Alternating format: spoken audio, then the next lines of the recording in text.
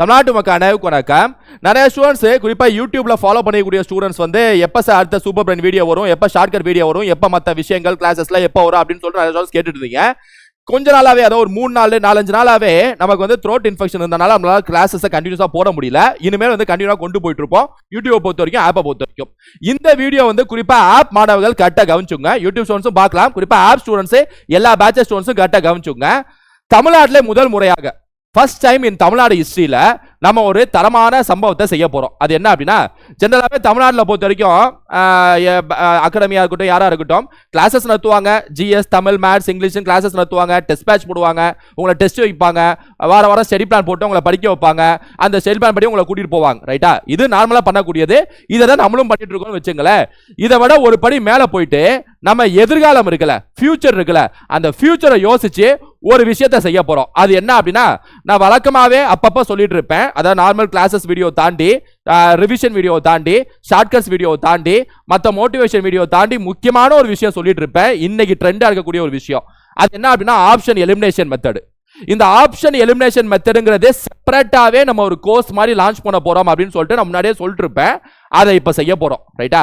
எல்லா பேட்ச் ஸ்டூடெண்ட்ஸ்லயும் நம்ம ஒரு சீரீஸை கொண்டு போறோம். அதாவது ஒரு கோர்ஸை லான்ச் பண்ண போறேன் பேட்சுக்குள்ளேயே. அது என்ன கோர்ஸ் அப்படின்னா, option investigation method, OIM course. நான் அது ஆப்ஷன் எலிமினேஷன் கூட சொல்ல மாட்டேன், ஆப்ஷன் இன்வெஸ்டிகேஷன் சொல்லுவேன். ஏன்னா ஒவ்வொரு கேள்வியும் ரொம்ப இன்வெஸ்டிகேஷனோட ஒவ்வொரு கேள்வியும் சரியான ஆன்சரை வந்து அடிக்க போறோம். அதாவது இன்வெஸ்டிகேஷன் பண்ண போறோம், எலிமினேஷன் இல்ல. அது ஒரு வித்தியாசமான ஒரு ட்ராக்ல கொண்டு போறோம். அது பேர் தான் OIM கோர்ஸ் அல்லது OIM சீரீஸ். ரைட்டா? இது எல்லா பேட்சஸ்லயும் இந்த OIM சீரீஸ் வந்து ஆட் ஆயிடும். அதாவது ஆப் மாணவர்கள் எல்லா பேட்சஸ்லயும் இது வந்து இந்த OIM சீரீஸ் வந்து நம்ம வந்து ஆட் பண்ணிடுவோம். கிளாஸஸ் ஃபுல்லாவே இந்த OIM சீரீஸ்ல கொண்டு போறோம். ரைட்டா?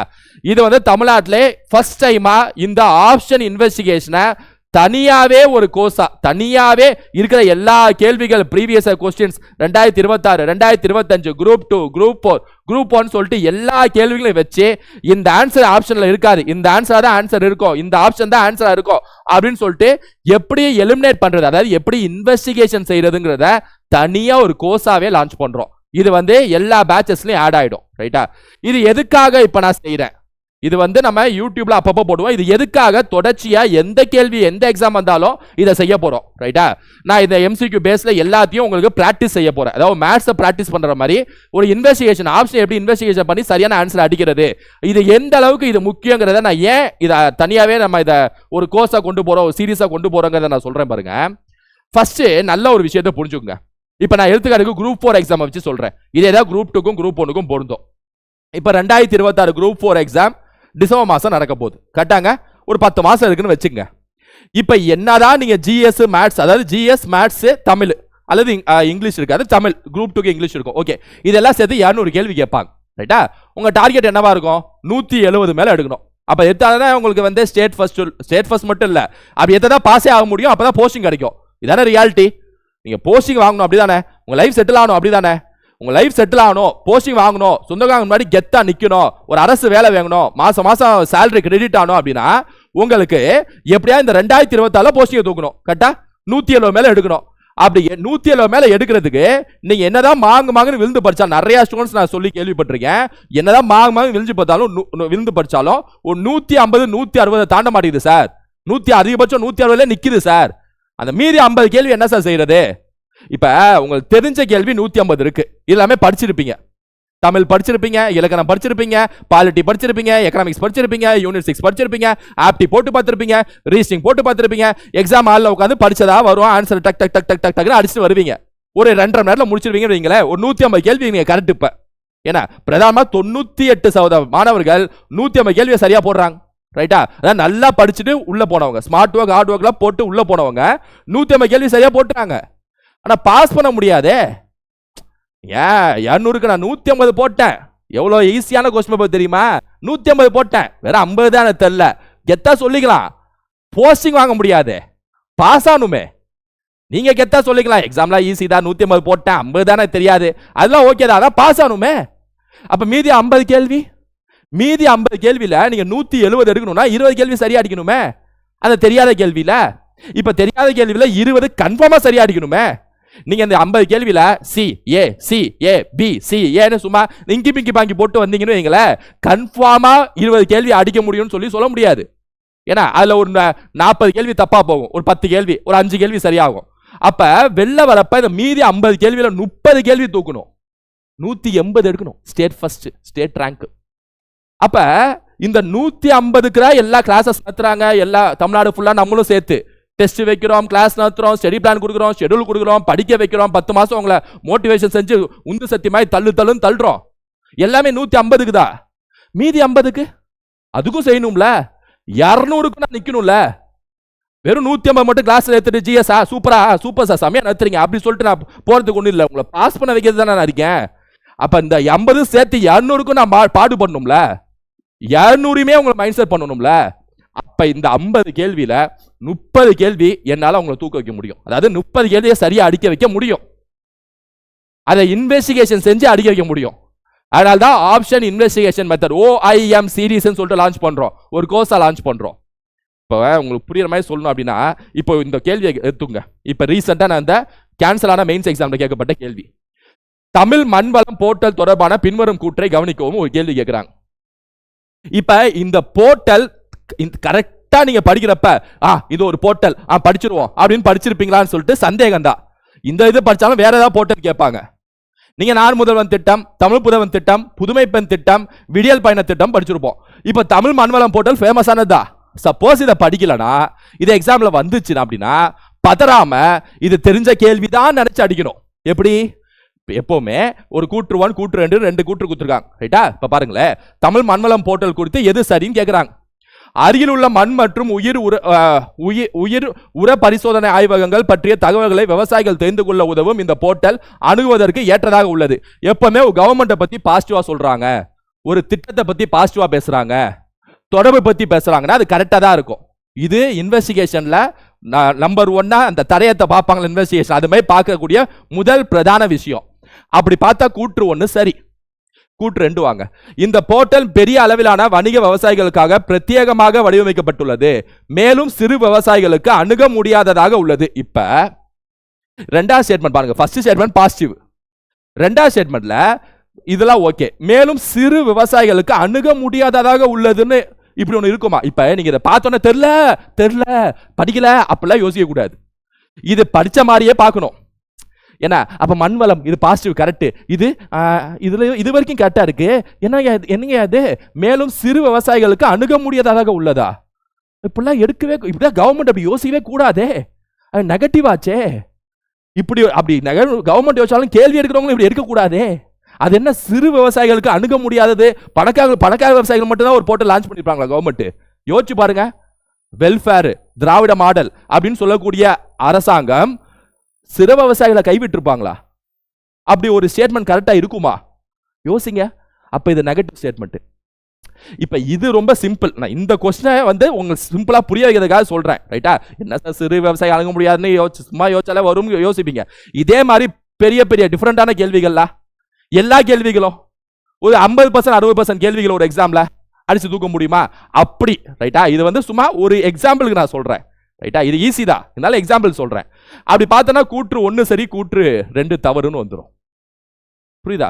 இப்ப 2 கொஸ்டின் மட்டும் சொல்லி உங்களுக்கு பாடுறேன். பின்வரவற்றுள் எவை பல்லுயிர் பன்மையின் வரையுடன் தொடர்புடையதல்ல? பல்வகை பரிணாம வளர்ச்சி மாற்றங்கள், அதாவது which are the following does not relate to biodiversity, பயோடைவர்சிட்டிக்கு ரிலேட் ஆகாத ஸ்டேட்மெண்ட் எதுன்னு கேட்குறாங்க. பல்வகை பரிணாம வளர்ச்சி மாற்றங்கள், variety of revolutionary change, variety of organisms, பல்வகை உயிரினங்கள், கண்டிஷன்ஸ் ஆஃப் பீயிங் டிஃபரெண்ட், வேறுபட்டு இருத்தலுக்கான நிலைகள் அப்படின்னு சொல்லிட்டு 3 ஸ்டேட்மெண்ட் கொடுக்குறாங்க. நல்லா யோசிங்க. பயோடைவர்சிட்டின்னு சொல்லிட்டு நம்ம ஸ்கூல் புக்ல படிச்சிருப்போம். பல்லுயிர் பன்மை அப்படின்னாலே ஆர்கனிசம்ஸ் இருக்குல்ல, அதாவது இந்த உயிரினங்களோட அந்த பன்முகத்தன்மையை படிக்கிறதா அர்த்தம். பை டெஃபினிஷனே அதுதான். அப்படி பார்த்தோம் அப்படின்னா பயோடைவர்சிட்டினாலே வெரைட்டி ஆஃப் ஆர்கனிசம்ஸ்ங்கிறது பை டெஃபினிஷன் அது கரெக்ட். அப்ப ரெண்டாவது ஒண்ணு கன்ஃபார்ம் கரெக்ட். இப்ப இந்த கேள்வியை அப்படியே படிச்சிருக்கணும், இந்த 3 ஸ்டேட்மெண்ட் அப்படியே படிச்சிருப்பீங்களா நீங்க எக்ஸாம்காக ப்ரிப்பேர் பண்றப்ப? கரெக்டா அந்த 3 ஸ்டேட்மெண்ட் படிச்சிருப்பீங்களா? எப்படி வச்சிருக்க மாட்டீங்களா? அது மேல அந்த தமிழ் மண்வளம் போர்ட்டல் அதுல சிறு விவசாயிகளுக்கு இல்லைங்கிற அந்த ஸ்டேட்மெண்ட் அப்படியே படிச்சிருப்பீங்களா? படிச்சிருக்க மாட்டீங்களா? ஆர்டிகல் 14, ஆர்டிகல் 15, ஆர்டிகல் 16, ஐஎன்எம் இதெல்லாம் படிச்சிருப்பீங்க. கரெக்டா இதை படிச்சிருப்பீங்களா சொல்லுங்க. 50 கேள்வி 150 அடிச்சிருவீங்க. 50 கேள்விக்கு நான் பேசுறேன். அப்ப படிச்சிருக்க மாட்டீங்க. அப்ப படிச்சுக்காத விஷயம் தான் வரும். இப்ப வரப்போற எக்ஸாம் 50 கேள்வி தெரியாததா இருக்கும். அது தெரியாததா அப்படியே விளையாண்டு இன்வெஸ்டிகேஷன் பண்ணி 30 தூக்கணும். அங்க 150 தூக்கிடும். 150 அடிச்சிட்டோம். ஸ்டேட் ரேங்க் போஸ்டிங் 60 வயசுக்கு லைஃப் செட்டில்டு போயிட்டே இருக்கணும். புலம்பிட்டே இருக்கக்கூடாது. அப்ப வெரைட்டி ஆஃப் ஆர்கனிசம்ஸ் பயோடைவர்சிட்டிங்கிறது கன்ஃபார்ம் கரெக்ட். அப்ப டஸ் நாட் ரிலேட்டுங்கிறப்ப அந்த 2 வரக்கூடாது. ஆப்ஷன்ல இருக்கக்கூடாது. ஆப்ஷன்ல இருக்கக்கூடாது. 4 ஆப்ஷன் இருக்கு. 2 இங்க இருக்கு, 2 இங்க இருக்கு, 2 இங்க இருக்கு. இது மூணுமே ஆன்சரா இருக்காது. ஏன்னா பேசிக்காவே அது கரெக்ட். பார்த்தாலே தெரியும், யோசிச்சாலே தெரியும். அப்ப 2 இருக்காதுன்னா B option 1 only is the answer. இப்ப இதை நீங்க பிராக்டிஸ் பண்ணிட்டு இது எக்ஸாம் ஹாலில் உட்கார்ந்து அந்த ப்ரெஷரோட எப்படி அதுதான் இப்ப இந்த ஓஏஎம் சீரீஸை லான்ச் பண்றோம். ரைட்டா? நீங்க இப்ப எக்ஸாம் ஹாலில் இதை யோசிக்கணுமே, அதான் பிராக்டிஸ். இப்ப ஆப்டி ரீசனிங் கூட தான் என்ன கொஞ்சம் டிஃபரெண்டா வித்தியாசமா இருக்கு. அதுவும் அங்க உட்கார்ந்து தான் நீங்க போடணும். அதுக்கு யாரும் சொல்ல மாட்டீங்களே, இங்க நான் மேத்ஸ் நடத்துறப்ப இங்க அப்படி நடத்துவேன், எக்ஸாம் ஹாலில் உட்காந்து யாரும் பெருசா சொல்ல மாட்டீங்களே. அங்க அப்ப அக்செப்ட் பண்ணிக்கிறீங்க. பிராக்டிஸ் பண்ணி வந்துடும். அதே மாதிரி தான் இது ஒரு மேத்ஸ் மாதிரி பார்க்கணும். அதுதான் ஆப்ஷன் இன்வெஸ்டிகேஷன் சீரீஸ்னு சொல்லி கொண்டு போக போறோம்.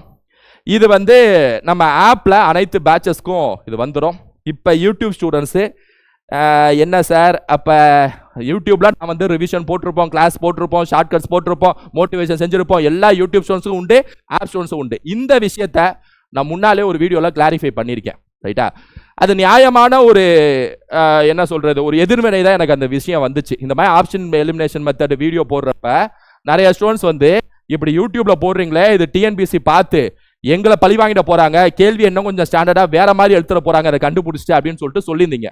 அது நியாயமான ஒரு விஷயமும் கூட தான். ரைட்டா? அதனால ஓப்பனா கொடுக்காம, ஏன்னா நம்ம யூடியூப்ல எல்லா விஷயத்தையும் சொல்லிட்டோம், ரிவிஷன் எடுத்து பாருங்க, அப்படியே வதான் கிடைக்கும். ரைட்டா? அதனால யூடியூப் ஸ்டூடெண்ட்ஸ் இதை புரிஞ்சுக்குங்க. ரைட்டா? ஆப்லயும் நீங்க சேர்ந்துடலாம். பேட்சஸ் இந்த மாதிரி எல்லா பேட்சஸ்லயும் இது ஆட் ஆயிடும். ரைட்டா? அதுல OIM சீரீஸ் அதாவது கோர்ஸ் அப்படின்னு சொல்லிட்டு அந்த வீடியோஸ் டேப்ல நீங்க வீடியோஸ் டேப் இருக்கும்ல, அந்த டேபுக்குள்ள பாத்தீங்கன்னா இருக்கும். அந்த ஜிஎஸ் தமிழ் எக்ஸ்ட்ரா கிளாஸஸ் இருக்கும்ல, அதில் OIM சீரீஸ்னு சொல்லி லான்ச் பண்ணியிருக்கோம். அதில் மொதல் 5 வீடியோ யூடியூப்ல போட்ட வீடியோஸ் இருக்கும், ஏன்னா ட்ரிக்ஸ்லாம் இருக்கும். அதுக்கப்புறம் போடக்கூடிய எல்லா கிளாஸஸும் ஆப் ஸ்டூடெண்ட்ஸ்க்கு இருக்கும். ரைட்டா? ஸோ அனைத்து பேட்சஸ்க்கும் இதை ஆட் பண்ணிடுறோம். ஸோ அதுக்காக தான் இந்த வீடியோ நம்ம இதை அப்லோட் செய்கிறோம். ரைட்டா? ஸோ யூடியூப் ஸ்டூடெண்ட்ஸ் மற்றபடி ஆஸ் யூஷுவல் சூப்பர் பிரைன் மற்ற விஷயம்லாம் வந்துட்டு இருக்கோம். அது என்ன காரணம் நான் சொல்லிட்டேன். ஏன்னா எல்லாருமே அது நீங்கள் ஒரு எதிர்வினை சொல்கிறது நியாயமான எதிர்வினை தான். டிஎன்பிசி வந்து நம்ம சேனல் அப்படியே பார்த்துட்டே இருக்காங்க, 24/7 பார்த்துட்டே இருக்காங்க. இவன் என்ன பண்ணுறான், என்ன இன்வெஸ்டிகேஷன், என்ன ஆப்ஷன் எலிமினேஷனு, இப்படி நடத்துறானா, வேற மாதிரி எடு அப்படின்னு நீங்கள் சொல்கிறதும் கரெக்டாக தான் இருக்குது. ரைட்டா? அதனால நம்ம ஆப்பில் மட்டும் இதை வந்து அப்லோட் செய்கிறோம். ரைட்டா? அதாவது இந்த OIM சீரீஸில் இது வரைக்கும் நடந்தது, இனிமேல் நடக்கிற எல்லா கொஸ்டின்ஸும் எடுத்து வச்சு அதுக்கு ஒன்று தெரிஞ்ச கொஸ்டின்னா அதை எக்ஸ்பிளைன் பண்ணுறது, தெரியாத கேள்வினா ஆப்ஷன் இன்வெஸ்டிகேஷன் செய்து கரெக்டான ஆன்சர் அடிக்கிறது. ரைட்டா? அப்படிதான் இதை கொண்டு போகிறோம். ஒரு மல்டிபிள் சாய்ஸ் கொஸ்டின் சீரீஸ் தான். இதை தெரிஞ்ச கேள்வினா அடிக்கிறது, தெரியாத கேள்வினா இன்வெஸ்டிகேஷன் செஞ்சு எப்படி அடிக்கிறது, மொத்தமாக தூக்கணும். அவ்வளோதான் நம்ம எய்ம். அதுதான் நம்ம எய்ம், பாஸ் பண்ணோம். அது மட்டும் இல்லாமல் இந்த மாதிரி நான் எல்லாத்தையும் முடிச்சிட்டேன், நடத்திட்டேன், எல்லாம் முடிச்சாச்சு. ரைட்டா? இதுக்கப்புறம் ப்ரீவியஸ் கொஸ்டின் எல்லாம் பண்ணி தான் போகிறோம். இதுக்கப்புறம் இந்த மாதிரி விஷயத்தையும் கொஞ்சம் இறங்கி அட்டிப்போமே. இது ஒரு பேஷனாக இருக்குன்னு வச்சுங்களேன். இந்த மாதிரி விஷயம், இந்த மாதிரி 1 இருக்காது, 2 இருக்காது, அது இருக்காது. அப்படிங்கிறப்ப அந்த நான் வந்து லைவாக நான் உங்களை நடத்துகிறேன். ஆனால் அந்த நான் பேசுறப்ப அந்த கேள்வி எடுத்தவங்க இருக்காங்களே, அந்த எடுத்தவங்க கூட நான் அப்படி ஒரு சைக்கலாஜிக்கல் வார் மாதிரி நடந்துட்டு இருக்கேன். எனக்கு நான் உங்களை பேசிட்டு இருக்கிறேன், அப்படி 1 இருக்கா 2 இருக்காது. எனக்கு அதோட எனக்கு எப்ப இன்ட்ரெஸ்ட் வருதுன்னா, அந்த கேள்வி எடுத்தவங்களோட உடைக்கிறேன் தெரியுமா. இப்படி எடுத்துட்டீங்களா நீங்க, செஸ் விளாடுற மாதிரி. ஓ ராணி அங்க வைக்கிறியா, அந்த வைக்கிற மாதிரி பிஷப்ப. இது உங்களுக்கு புரியும். நீங்க பார்க்க உங்களுக்கு புரியும். நிறைய நீங்க சால்வ் பண்ணா நான் என்ன சொல்ல வரேங்கிறது உங்களுக்கு புரியும். ரைட்டா? அப்படி அவங்க பண்றப்ப அந்த கேள்வி எடுக்கிறவங்க இப்படி ஒரு ட்விஸ்ட் வைக்கிறப்ப, இது இருக்காதுடா, இதான் ஆன்சர். இந்த தனி ஒரு படத்துல எப்படி அந்த கேம் மாதிரி அந்த அப்படி மூலையிலே விளையாடுவாங்க, அந்த வில்லனும் ஹீரோவும், அந்த மாதிரி. அப்படி நீங்க பார்த்துதான் இது உங்களுக்கு பிடிக்கும். ரைட்டா? பிடிக்குங்கிற மட்டும் இல்லை, 50-30 தூக்கணுமே, பாஸ் பண்ணணுமே, அதுக்காக தான். ஸோ ஓகே ஸ்டூடெண்ட்ஸ், இதை தான் லான்ச் பண்ணோம். ஆப்ல எல்லா ஸ்டூடெண்ட்ஸும் நம்ம நார்மல் ஷெட்யூல் எல்லா பேட்சஸும் பார்த்து டெஸ்ட் எழுதிட்டு இருப்பீங்க. கூடவே இதை டெய்லியுமே இதையும் பாருங்க. ஃபுல்லாக படிச்சு முடிச்ச எக்ஸ்பீரியன்ஸ் ஸ்டூடெண்ட்ஸ் பார்த்தா கரெக்டாக இருக்கும். ஃப்ரெஷர்ஸ் பொறுத்த வரைக்கும் ஒரு 3-4 மாதம் ஷெட்யூலை ஃபாலோ பண்ணி முடிங்க, அப்புறம் இதை பாருங்க. ஏன்னா கொஞ்சம் படிச்சிருந்தா இன்னும் கொஞ்சம், ஏன்னா படிச்சதை வச்சு சிலதை அடிக்கணும் ரைட்டா. பியூரா கண்மூடித்தனமா அடிக்கிற மாதிரி இருக்காது, அப்படி இருக்காது ரைட்டா. தெரிஞ்சதை வச்சு இது இருக்கோ இவர் இருக்கோ இவர் இருக்க மாட்டார் அப்படி ரைட்டா. எல்லாத்துக்கும் சயின்ஸ் எல்லாத்துக்கும் வரும், ஜியாகிரபி எல்லாத்துக்கும் இந்த ஓஎம் சீரிஸ். ஸோ அதுதான் நான் சொல்கிறேன், அதுதான் இதை லான்ச் பண்ணுறோம். யூடியூப் ஸ்டூடெண்ட்ஸ்க்கு அடுத்த வீடியோஸில் வரும், உங்கள் ஃப்ரெண்ட்ஸுக்கு ஷேர் பண்ணுங்கள். அடுத்த வீடியோவில் சந்திப்போம்.